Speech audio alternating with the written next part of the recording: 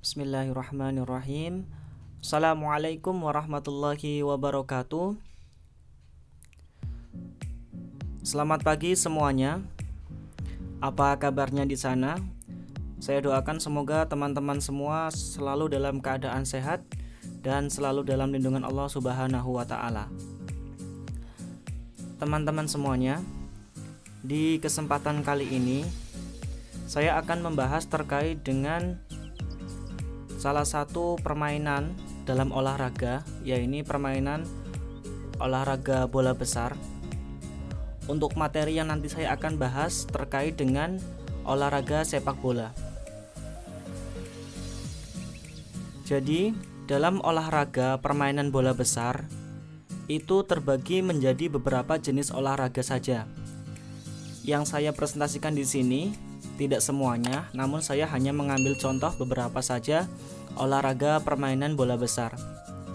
Yang pertama adalah bola voli, kemudian bola basket, kemudian futsal, kemudian sepak takraw, rugby, dan handball. Kemudian yang terakhir adalah sepak bola. Nah, di kesempatan kali ini saya akan memberikan sedikit materi terkait dengan sepak bola, meliputi sejarahnya dan sebagainya. Yang pertama, pengertian sepak bola. Sepak bola merupakan salah satu jenis permainan bola besar yang dimainkan secara beregu. Pemain dalam sepak bola berjumlah 11 orang atau biasa kita sebut dengan kesebelasan. Lalu sebenarnya apa tujuan dari permainan sepak bola?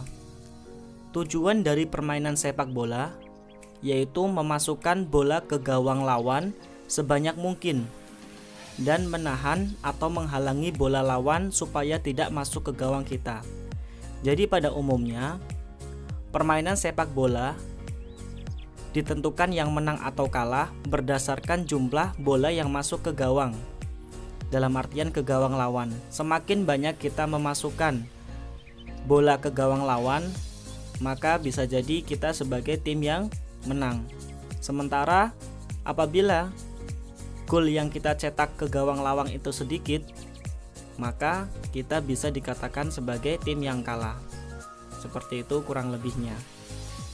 Lalu dalam permainan sepak bola itu ada beberapa teknik dasar yang harus dipelajari sebagai seorang pemain sepak bola.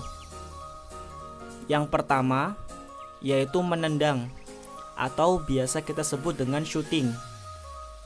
Teman-teman juga boleh menyebutkan dengan kicking, ya. Jadi teman-teman boleh menyebutnya shooting ataupun kicking. Itu untuk yang teknik dasar yang pertama. Kemudian untuk teknik dasar yang kedua itu adalah menggiring. Menggiring dalam bahasa Inggris bisa disebut dengan dribbling. Kemudian teknik dasar yang ketiga yaitu mengontrol atau controlling. Kemudian yang keempat itu menyundul atau heading. Kelima yaitu mengumpan atau biasa dikenal sebagai passing. Dan yang keenam adalah lemparan ke dalam atau throw in. Jadi itu adalah beberapa teknik dasar yang akan kita juga bahas nanti di slide selanjutnya. Sebelum kita masuk ke teknik dasar, kita cari tahu dulu atau kita mengenal dulu bagaimana sejarah singkatnya sepak bola berada. Jadi, sejarah sepak bola dimulai sejak abad kedua dan ketiga sebelum Masehi, tepatnya di Tiongkok pada masa dinasti Han. Pada saat itu, sepak bola dimainkan untuk melatih fisik para tentara, sekaligus menjadi hiburan ketika perayaan ulang tahun kaisar. Bola yang digunakan pada saat itu terbuat dari usus dan kulit binatang. Sepak bola modern pertama kali berkembang di Inggris. Permainan sepak bola yang dimainkan di Inggris menetapkan peraturan-peraturan dasar dalam sepak bola.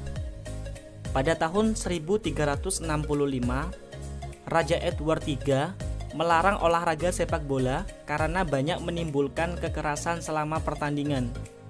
Jadi pada saat itu olahraga sempat dihentikan karena dalam pertandingannya banyak sekali menimbulkan kekerasan, terutama saat pertandingan berlangsung. Kemudian selama tahun 1800-an, permainan sepak bola dibawa oleh pelaut, pedagang, dan tentara Inggris ke berbagai belahan dunia. Jadi, perkembangan sepak bola di dunia itu salah satunya dipengaruhi oleh para pelaut, pedagang, dan tentara Inggris yang pergi ke belahan dunia yang lain, termasuk di Indonesia. Kemudian, tahun 1904, Asosiasi Sepak Bola Dunia atau kita biasa sebut FIFA didirikan di Paris, Prancis dengan beranggotakan Swedia, Swiss, Spanyol, Belanda, Belgia, dan Prancis. Kemudian pada tahun 1930, Piala Dunia mulai diselenggarakan di Uruguay yang diikuti oleh 13 tim. 7 tim diantaranya berasal dari Amerika Selatan, 4 tim dari benua Eropa, dan 2 tim berasal dari Amerika Utara. Saat ini, olahraga sepak bola menjadi olahraga paling populer di dunia, mengalahkan jenis atau cabang olahraga yang lain. Lalu kemudian, terkait dengan sarana dan prasarana dalam olahraga sepak bola. Terkait dengan sarananya sendiri, ada beberapa hal yang ingin saya sampaikan. Terkait dengan sarana, yang pertama adalah bola. Karena bernama sepak bola, jadi alat yang atau sarana yang paling utama adalah bola. Kemudian sarana yang kedua adalah pakaian atau jersey yang biasa kita sebut. Kemudian ada sepatu. Kemudian ada kunz. Keempat ini merupakan sarana yang ada pada olahraga sepak bola. Namun sebenarnya masih banyak lagi sarana yang bisa kalian cantumkan di sini. Namun saya hanya menjelaskan beberapa saja terkait dengan sarana pada olahraga sepak bola. Kemudian kita beralih ke prasarana. Ya, untuk prasarananya sendiri, yang pertama adalah lapangan sepak bola itu sendiri. Kemudian yang kedua itu ada gawang beserta bendera pada sudut lapangan. Itu merupakan bagian sarana dan prasarana yang ada di sepak bola. Namun tentunya di luar dari ini masih banyak sarana dan prasarana yang bisa kalian tuliskan ya, atau kalian bisa cari sendiri seperti itu. Kemudian untuk lapangan sepak bola sendiri, pada pertandingan internasional dewasa, lapangan sepak bola itu memiliki panjang yang berkisar antara 100 sampai 120 meter dan lebarnya 65 sampai 75 meter. Itu untuk pertandingan yang levelnya internasional seperti Liga Champion, Liga Eropa, terus Liga Inggris, Liga Spanyol. Jadi itu merupakan rata-rata atau kisaran panjang dan lebar dari lapangan sepak bola itu sendiri. Kemudian permainan sepak bola itu dimainkan selama 2 kali 45 menit.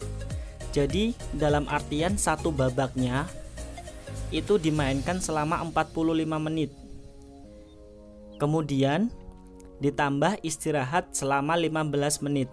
Jadi di antara babak pertama dan babak kedua itu ada jeda istirahat dan waktunya yaitu sekitar 15 menitan.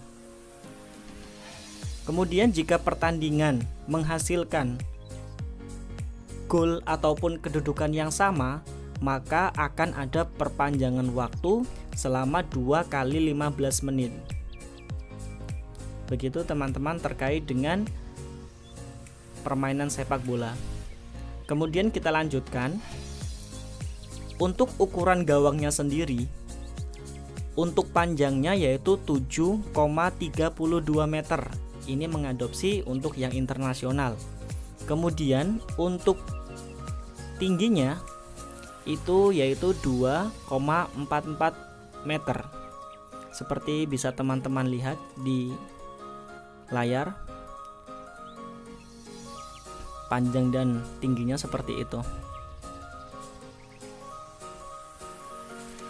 Untuk jenis bola, jadi dalam pertandingan resmi atau pertandingan yang diselenggarakan FIFA, untuk bola yang digunakan juga bukan bola sembarangan. Dalam artian ukurannya boleh kecil ataupun sangat besar.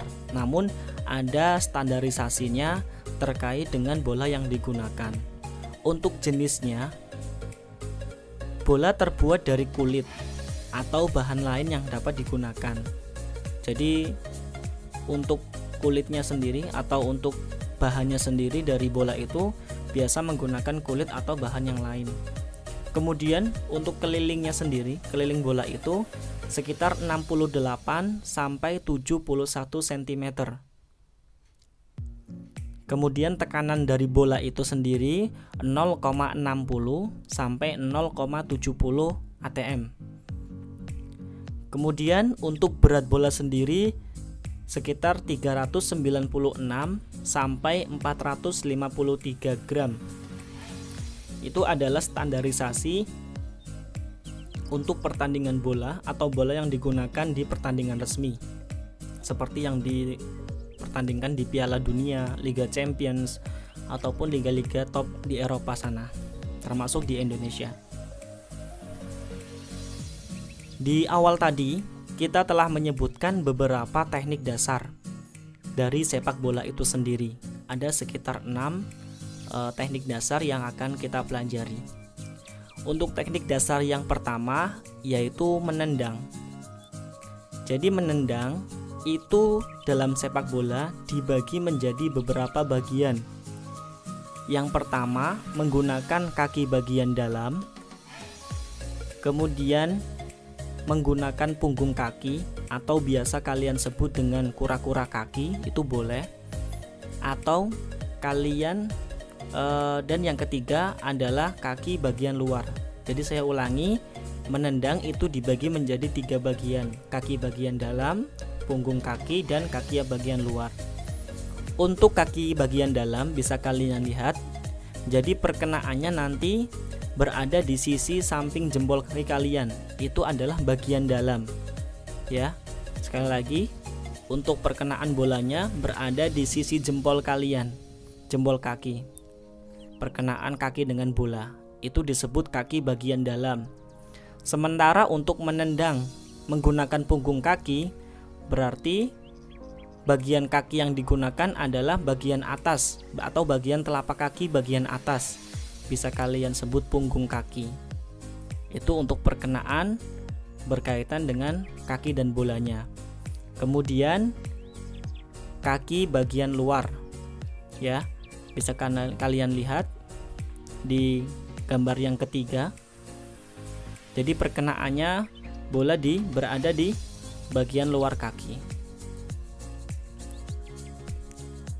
Kemudian untuk teknik yang kedua, menggiring.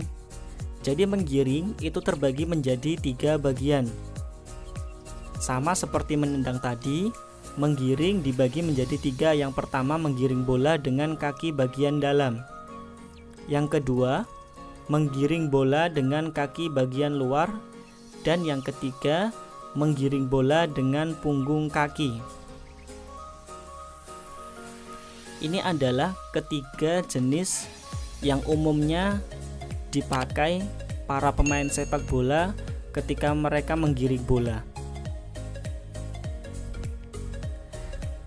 Yang berikutnya yaitu mengontrol. Teknik mengontrol. Teknik mengontrol itu dibagi menjadi 4 bagian. Yang pertama menggunakan kaki bagian dalam. Jadi ketika bola datang, perkenaannya nanti akan berada di sisi samping jempol kalian, jempol kaki kalian. Kemudian untuk punggung kaki itu sama, yaitu perkenaan bola berada di atas telapak kaki atau kalian bisa sebut sebagai punggung kaki, seperti gambar nomor 2. Kemudian yang ketiga yaitu kaki bagian luar. Sama seperti menendang tadi atau gambar yang sebelumnya, kaki bagian luar berarti berada di sisi luar dari kaki kita. Dan yang keempat yaitu telapak kaki atau berada di bawah telapak kaki kita untuk perkenaan bolanya. Itu adalah teknik dasar mengontrol yang terbagi menjadi 4 bagian. Kemudian menyundul atau heading. Jadi teknik yang berikutnya adalah menyundul. Menyundul juga dibagi menjadi beberapa bagian. Menyundul yang pertama, menyundul bola tanpa melompat. Kemudian menyundul sambil melompat dan menyundul sambil melompat namun dari arah samping. Perkenaan bolanya pun bisa sama di bagian kepala, namun untuk arah datangnya bola itu menyesuaikan. Dalam artian ketika bola itu datang dari hadapan kalian bisa menggunakan bagian kepala bagian depan untuk menyundulnya. Kemudian kalian juga bisa menggunakan bagian samping kalian ketika memang bola datang dari arah samping badan kalian. Kalian bisa lihat pada gambar seperti itu, terbagi menjadi 3 bagian terkait dengan teknik menyundul. Kemudian teknik berikutnya yaitu mengumpan. Mengumpan atau passing dalam sepak bola terbagi menjadi 4 bagian. Yang pertama, kaki bagian dalam, kemudian punggung kaki, kemudian kaki bagian luar, dan telapak kaki. Untuk gambarnya bisa kalian lihat di layar seperti itu untuk mengumpan. Kemudian yang berikutnya yaitu melempar atau throw. Jadi melempar dalam sepak bola juga ada aturannya, tidak asal melempar saja. Kalian lihat lingkaran yang berada pada gambar itu. Jadi posisi kaki pemain sepak bola harus berada di luar lapangan, tidak boleh memasuki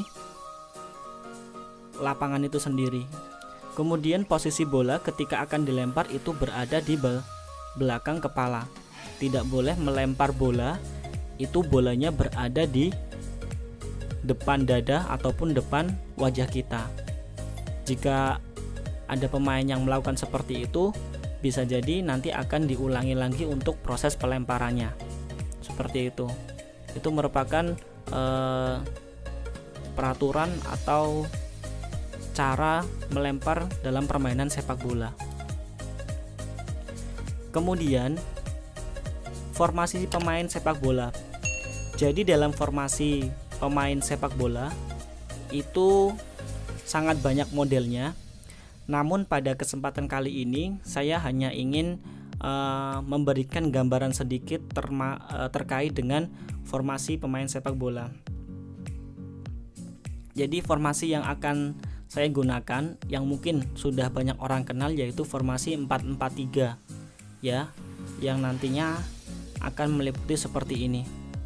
Yang pertama ada kiper ya di bagian belakang berjumlah 1 orang ya sebagai penjaga gawang atau kiper. Kemudian 4 orang atau kita biasa disebut sebagai pemain belakang atau bertahan. Kemudian ada 3 orang sebagai pemain tengah atau yang disebut sebagai gelandang. Dan 3 orang berikutnya itu sebagai pemain depan atau disebut penyerang. Jika kalian jumlah, total orang yang berada di lapangan ada 11 orang. Namun pada umumnya untuk formasi sendiri itu dihitung dari defendernya atau pemain bertahannya. Jadi semisal pada gambar ini ada 4-3-3, berarti ini yang dimaksud formasi 4-3-3. Jadi kiper tidak dihitung, seperti itu. Jadi kalian bisa cermati sendiri. Namun untuk formasi sebenarnya bisa bervariasi ya, tergantung pertandingannya melawan siapa, kemudian taktiknya seperti apa. Jadi menyesuaikan. Terkadang ada yang pemain bertahannya cuma 3, atau pemain bertahannya nambah 1 menjadi 5, terus strikernya cuma 2. Kemudian ada yang pemain gelandangnya ada berjumlah 5 ataupun 4, seperti itu. Jadi terkait dengan formasi sebenarnya sangat umum dan sangat fleksibel, tergantung dari pertandingannya sendiri. Mungkin itu saja teman-teman yang bisa saya sampaikan terkait dengan materi permainan bola besar, yaitu permainan sepak bola. Semoga yang saya berikan ini bisa bermanfaat buat teman-teman semuanya dan dapat dipahami oleh teman-teman semuanya, dan bisa untuk belajar teman-teman di rumah. Tentunya dalam video yang saya buat ini banyak kekurangannya, maka dari itu saya memohon maaf dan terima kasih sudah menonton videonya, dan saya harap bantu untuk subscribe channel Ipsa Official. Dari saya sekian, terima kasih. Wassalamualaikum warahmatullahi wabarakatuh.